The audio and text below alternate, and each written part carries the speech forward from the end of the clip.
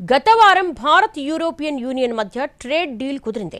దానిని mother of all deals గా promote చేసుకుంది మోడీ సర్కార్.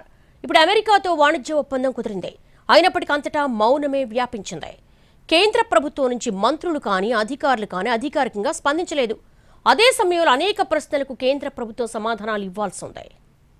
భారత్ అమెరికా మధ్య ట్రేడ్ డీల్ పూర్తి స్థాయిలో జరిగిందా లేదంటే కొన్ని అంశాలను మినహాయించారా? ప్రస్తుతం చెబుతున్న డీల్ గురించి చాలా సందేహాలు వ్యక్తం చేస్తున్నారు నిపుణులు. మోడీతో ఫోన్లో సంప్రదింపులు జరిపారని, అన్నిటికీ ఆయన ఒప్పుకున్నారని, అందుకే భారత్పై సుంకాలను తగ్గిస్తున్నామని అమెరికా అధ్యక్షుడు డొనాల్డ్ ట్రంప్ ప్రకటించారు. డీల్ను గ్రేట్గా అభివర్ణిస్తూ భారత ప్రజల తరపున ప్రధాని మోడీ కృతజ్ఞతలు తెలియజేశారు కూడా. అయితే కొన్ని విషయాలను అవాయిడ్ చేశారు మోడీ. రష్యా నుంచి పూర్తిగా చమురు కొనుగోలును ఆపేందుకు భారత్ అంగీకరించిందని ట్రంప్ చెప్పారు. అయితే మోడీ మాత్రం దానిని ప్రస్తావించలేదు. అలాగే అమెరికా ఉత్పత్తులను భారీ మొత్తంలో భారత్ కొనుగోలు చేస్తుంది అన్న ట్రంప్ స్టేట్మెంట్ పైన స్పందించలేదు.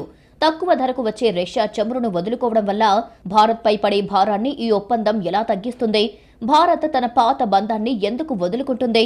కాల పరీక్షకు నిలబడి రష్యాతో స్నేహాన్ని భారత్ వదులుకోగలదా అనే ప్రశ్నలు తలెత్తుతున్నాయి. అమెరికా నుండి 500 బిలియన్ల విలువైన వస్తువులను కొంటామని భారత్ హామీ ఇచ్చినట్లు ట్రంప్ చెప్పారు. ప్రస్తుతం ఏడాదికి కేవలం 50 బిలియన్ల దిగుమతులు మాత్రమే జరుగుతుండగా ఇంత భారీ లక్ష్యాన్ని ఏ కాల పరిమితిలోగా చేరుకుంటారు?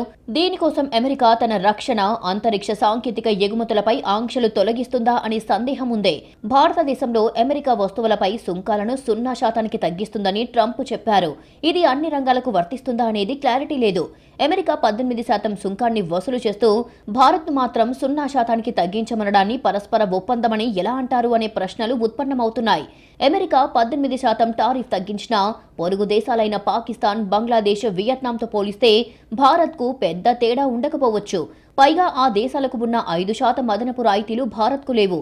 దీనివల్ల మన ఎగుమతులు ఎంతవరకు లాభపడతాయనేది తెలియటం లేదు. అమెరికా వ్యవసాయ ఉత్పత్తులకు భారత మార్కెట్లను తెరిస్తే ఇప్పటికే ఇబ్బందుల్లో ఉన్న భారతీయ రైతులకు ప్రభుత్వం ఎలాంటి రక్షణ కల్పిస్తుంది అనేది సందేహాలు ఉన్నాయి. ముఖ్యంగా భారతీయ పాడి రైతుల జీవితాలను అమెరికాతో ఒప్పందం కోసం పణంగా పెట్టగలదా? అమెరికా ఉత్పత్తులకు భారత్లో ద్వారాలు తెరిస్తే భారతీయ పాడి రైతుల పరిస్థితి ఏంటి? గతంలో రైతు ప్రయోజనాల కోసం వ్యక్తిగత నష్టానికైనా సిద్ధమని చెప్పిన మోడీ ఇప్పుడు ఎందుకు వెనక్కి తగ్గారు అనేది అంతుబట్టడం లేదు. అమెరికా టెక్ కంపెనీలకు భారతీయుల డేటా అందుబాటులోకి వస్తుందా? దీనివల్ల పౌరుల గోప్యతకు, దేశీయ టెక్ ఆవిష్కరణలకు ముప్పు ఉందా అనేది అర్థం కాని ప్రశ్నగా మారింది. ఔషధ రంగంలో కీలకమైన పేటెంట్ నిబంధనలు ఏమవుతాయి?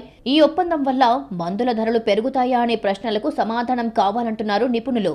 ట్రేడ్ డీల్ వివరాలన్నీ ట్రంప్ ద్వారానే బయటకొస్తున్నాయి. కానీ భారత అధికారులు ఎందుకు స్పష్టమైన ప్రకటన చేయడం లేదు?